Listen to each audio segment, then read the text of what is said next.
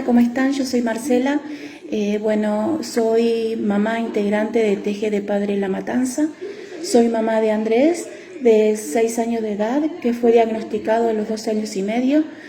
Y que como mamá, si bien tengo una profesión que me permite tener un conocimiento respecto del derecho, tuve que tener la posibilidad de poder profundizar respecto del tema para poder saber cuáles son los derechos de mi hijo. Y mi intención a través de este PowerPoint sencillo es tratar de explicarles más o menos cuáles son los derechos que tienen sus hijos y de esa manera permitirle y darles las herramientas que son necesarias para poder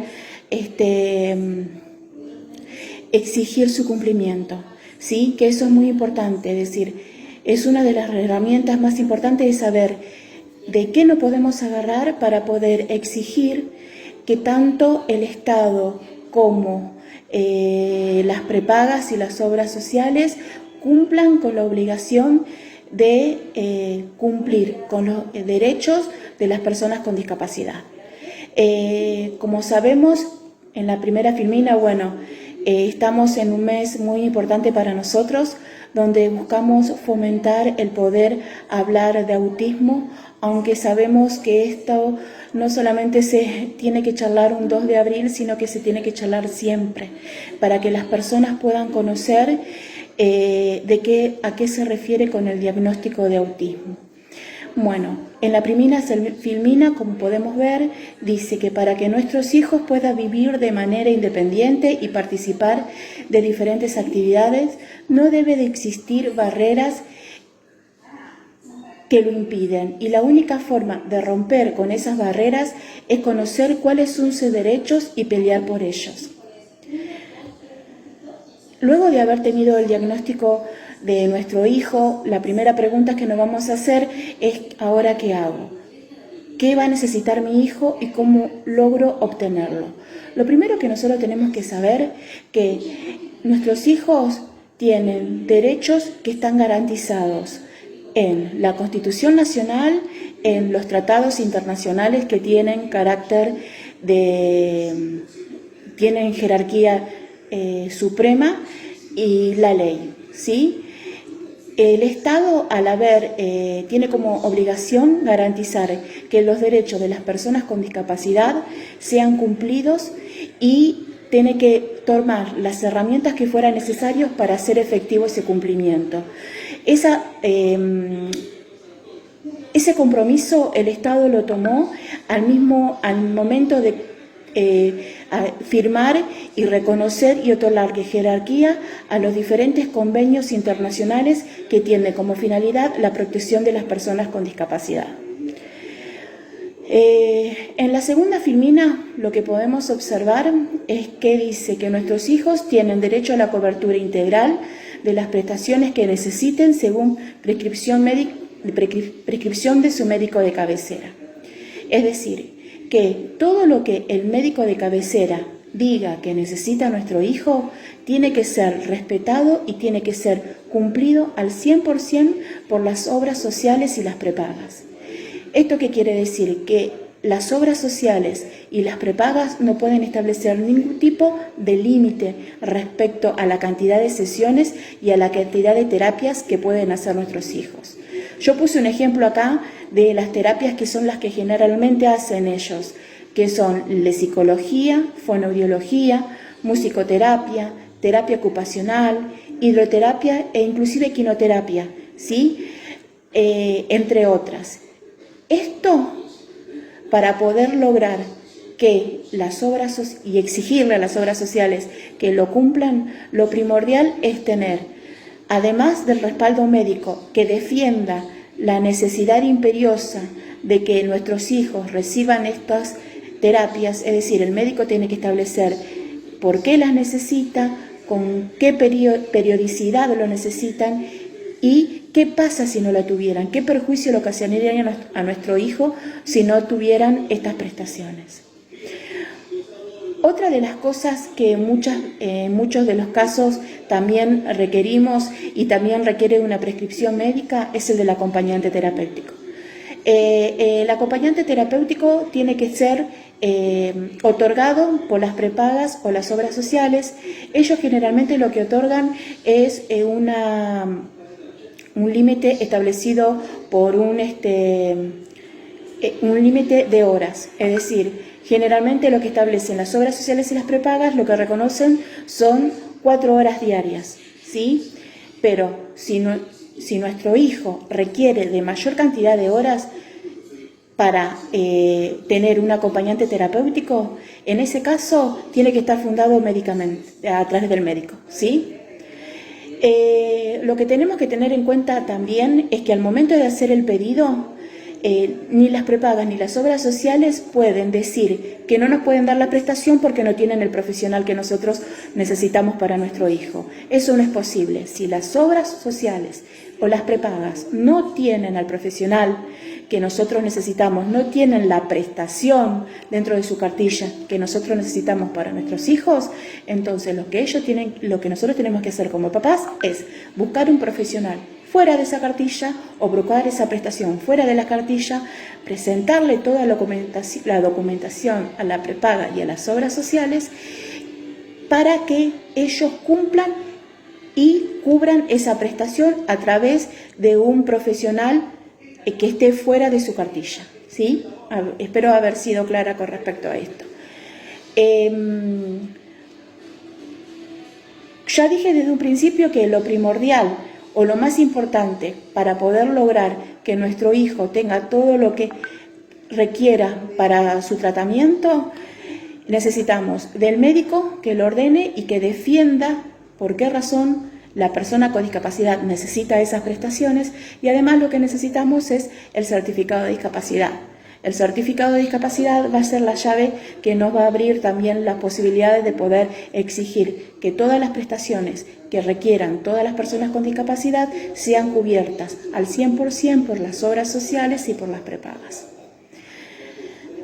En la tercera filmina les puse también que nuestros hijos tienen garantizado también dentro de además del derecho que dentro de la prestación de salud también se encuentra incluida la atención odontológica integral, desde la atención primaria hasta las intervenciones quirúrgicas mucho más complejas, y esto también incluye la rehabilitación como así también la anestesia si esta fuera necesaria, ¿sí? Obviamente volvemos siempre a lo mismo, es que para poder pedir esto a la obra social y prepaga, lo que tenemos que hacer es tener un buen fundamento médico para que lo reconozcan. Ellos pueden decir y pueden manifestar que esta prestación no está establecida de manera taxativamente, enunciativamente en la ley 24.901, pero eso no importa porque nos tenemos que agarrar de la idea de que es también uno de los derechos que están reconocidos a través de los convenios, la Convención Internacional de los Derechos de las Personas con Discapacidad, y además que es uno de las prestaciones que tarde o temprano van a necesitar nuestros hijos. Por eso es muy importante también, como le dije antes, que el médico manifieste la necesidad y por qué razón necesitamos que esta cobertura sea realizada por las obras sociales o las prepagas. Acá abajo también puse que, pero traía dentro del derecho a educación también, que lo vamos a hablar más adelante, pero bueno, me quedó mal colgado ahí, es el tema de que nuestros hijos también tienen el derecho de poder tener algún elemento o instrumento de apoyo que le fuera necesario para su educación, como por ejemplo una tablet o una computadora. Esto también se los puede pedir y también necesitamos del fundamento médico. En la cuarta filmina lo que vamos a encontrar es uno de también los dolores de cabeza que tenemos los papás al momento de exigir los derechos de que se cumplan los derechos de nuestros hijos, que es el tema de la educación. Es decir, luego de haber tenido dentro de todo acomodado el tema de las terapias, el tema de las prestaciones, el tema de la obra social y seguir con esa lucha burocrática, en vez de tener un apoyo también tenemos un problema al momento de que nuestros hijos empiezan con la etapa de tener que empezar a ir a la escuela. Bueno, en la tercera filmina lo que podemos observar es que dice que nuestros hijos tienen derecho a una educación pública y gratuita, atendiendo a su desarrollo integral, y los directivos escolares tienen que permitir que el alumno ingrese a la institución con su acompañante terapéutico si este fuera necesario. Si al comenzar las clases el niño todavía no tiene designado su acompañante, no le pueden negar su ingreso a la escuela, como tampoco pueden exigir que la mamá se quede durante toda la jornada escolar. Los directivos escolares no pueden reducirle la jornada educativa a nuestros hijos. Nuestros hijos tienen derecho a la designación de una maestra integradora que le adapte la currícula para él.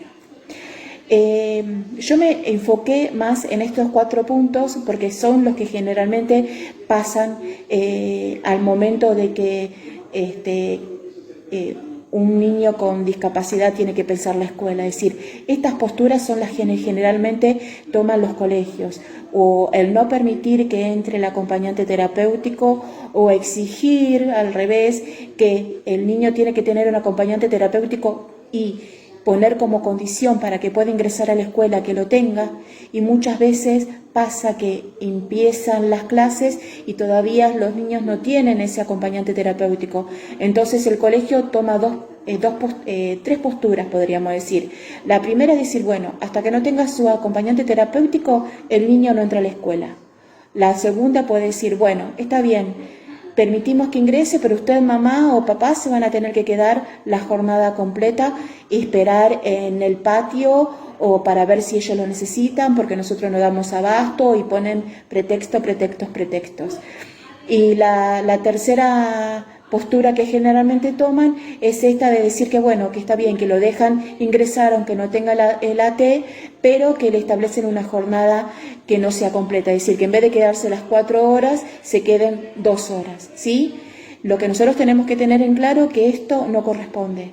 Estas limitaciones por parte de las instituciones no corresponden, ¿sí? Y todo esto, como ya le dije antes, está garantizado no solamente en la Constitución Nacional de que toda persona tiene el derecho a la educación, sino también que está respaldado por los convenios internacionales que fueron ratificados por nuestro país, y eso quiere decir que tienen el mismo margen o la misma jerarquía que la Constitución Nacional.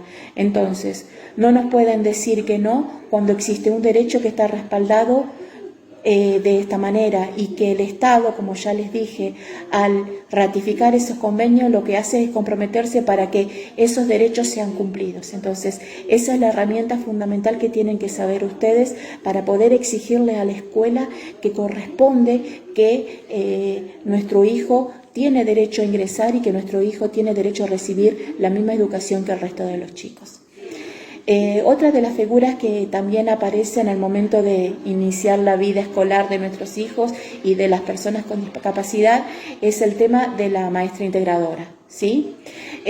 Además de la maestra integradora, que lamentablemente existen una larga lista de espera, es decir, hay muchos chicos que empiezan las clases y con chicos con discapacidad que empiezan las clases y que todavía no tienen una maestra integradora designada, ¿sí? Y eso la verdad que es muy grave, porque esa maestra integradora es una herramienta, es una figura fundamental dentro de la educación de nuestros hijos. O sea que ella va a ser la que se va a ocupar de adaptar la currícula, es decir, todos los temas que van a aprender durante el año los chicos en esa aula, adaptarla para que pueda ser adquirida por nuestros hijos, ¿sí? Por eso es importantísimo el poder exigir que de manera inmediata se establezca y se le designe una maestra integradora a nuestros hijos. Bueno, y la última filmina, que es también uno de los derechos que son importantísimos y que también nos trae dolores de cabeza, es el tema del derecho al transporte. En la filmina dice que nuestros hijos tienen derecho a que la obra social y la prepaga le cubra el traslado a la escuela, como así también los traslados a las terapias y a cualquier otro tipo de actividad que realice, ¿sí? Dicha cobertura tiene que ser en su totalidad sin límite de distancia, ¿sí? Volvemos siempre a lo mismo, que para poder exigir que las prepagas o las obras sociales cumplan con este derecho y cubran el traslado de nuestros hijos, ya sea a la escuela, como a las terapias, como a cualquier actividad que realicen, tiene que estar ordenado, solicitado a través del médico de cabecera, donde tiene que decir que nuestro hijo necesita el traslado, que se cubra el traslado desde la escuela, desde las terapias, ¿sí? Y otra de las cosas que también es muy importante que tenemos que tener en cuenta es que en el certificado de discapacidad, al momento que nos lo otorgan, tenemos que fijarnos que lo primero que tiene que decir es que también se cumple transporte, ¿sí? Esa es una de las cosas importantes que tenemos que ver al momento de recibir el certificado de discapacidad, porque eso respalda más la obligación el exigir que las prepagas y las obras sociales cumplan con el traslado de nuestros hijos. Por eso acá abajo le puse, lo importante es que el certificado de discapacidad diga que le corresponde también la cobertura de transporte. Bueno, acá yo más o menos en este Power hiciste infinidad de normativa y de convenios internacionales que protegen los derechos de nuestros hijos. Y es importante que nosotros sepamos que existen esas herramientas para poder defenderlos y para poder exigir y no quedarnos con un no, ¿sí? Por eso siempre cuando las prepagas y las obras sociales digan que no nos van a cubrir o que nos van a cubrir determinadas cantidades de sesiones o que nos van a cubrir determinadas terapias o que en la escuela digan que no le permiten el ingreso a nuestros hijos o porque no tiene una T, todo eso, toda denegatoria tiene que estar por escrito, ¿sí? Es decir, si la prepaga dice, no, nosotros no le vamos a dar las prestaciones, bueno, que lo den por escrito, porque eso es lo que esa denegatoria que está vulnerando un derecho de nuestros hijos y de las personas con discapacidad, lo que hace esa denegatoria nos permite el poder reclamar y exigir judicialmente que cumplan con una obligación que ya está respaldada a favor nuestro a través de la legislación, ¿sí? Entonces, siempre cuando ellos le digan que no pueden cumplir, ustedes tienen que decir, bueno, está bien, denegámelo por escrito. Y de esa manera nosotros nos dan las herramientas para poder exigirlo de manera judicialmente a través de un amparo, ¿sí? Bueno, una de las últimas cosas que le quería comentar, que seguramente ustedes ya están al tanto, es que la Superintendencia de Salud dictó 2 nuevas resoluciones, la resolución 308 del 2020 y la resolución 282 del 2020, donde le permite a las obras sociales que se manejen nuevamente de manera abusiva, tanto las obras sociales como las prepagas. ¿Por qué de manera abusiva? Porque les autoriza a las obras sociales y prepagas a que determinen la cantidad de sesiones virtuales que van a cubrir, que van a autorizar, que van a pagar, como así también permite que esas prestaciones, esas sesiones que ya pasaron por auditoría, vuelvan nuevamente a pasar por auditoría para ver si es posible realizarlas a través de la manera virtual.